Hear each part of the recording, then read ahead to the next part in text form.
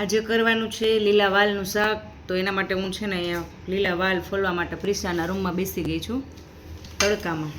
ઠંડો પવન છે ને તો તડકામાં બેસવાની મજા આવે એટલે વાલ લઈને તડકે ફોલવા બેસી ગઈ છું. જો મસ્ત આવા બી છે.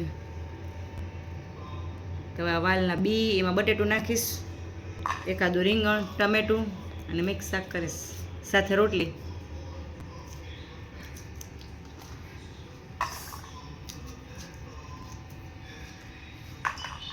ફ્લાવર એડ કરીશ અને વટાણા પણ નાખ્યા છે.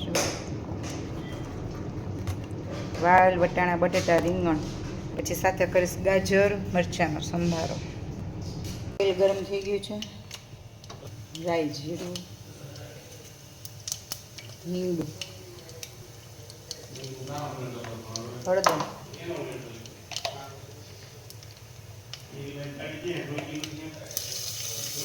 લીલું લસણ, કટિંગ કરેલું બધું સબ્જી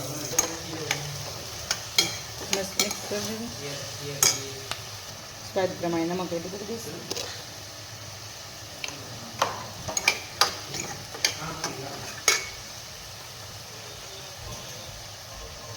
ધાણા જીરું, લાલ મરચું પાવડર,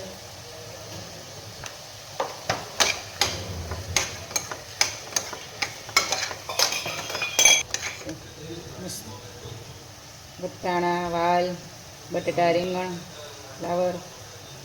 હવે એમાં પાણી એડ કરીશ. જેટલો વઘાર કરવો છે ને એ પ્રમાણે પાણી એડ કરી દઈશ.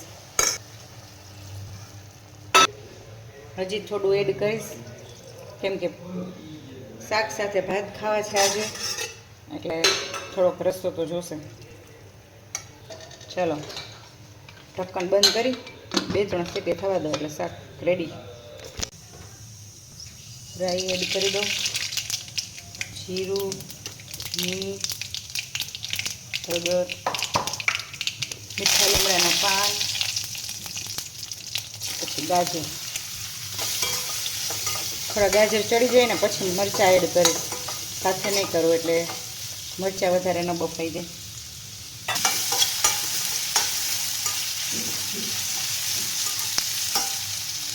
થોડા થોડા ગાજર સંકળાઈ ગયા છે એટલે હું એમાં મરચાં એડ કરીશ, સ્વાદ પ્રમાણે નમક.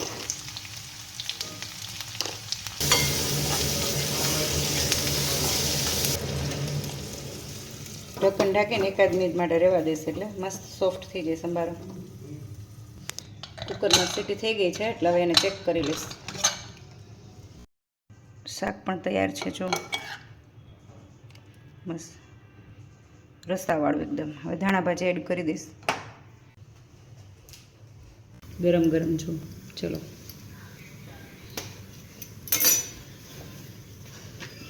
છેલ્લી રોટલી છે પછી જમવા બેસી જશે.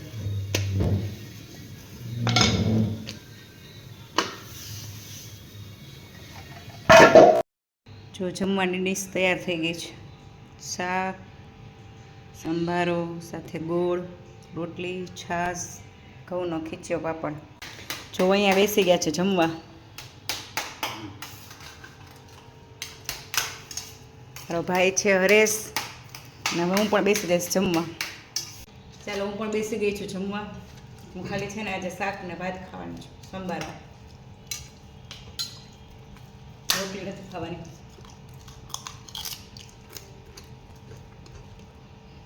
ચલો, thank you for watching. By.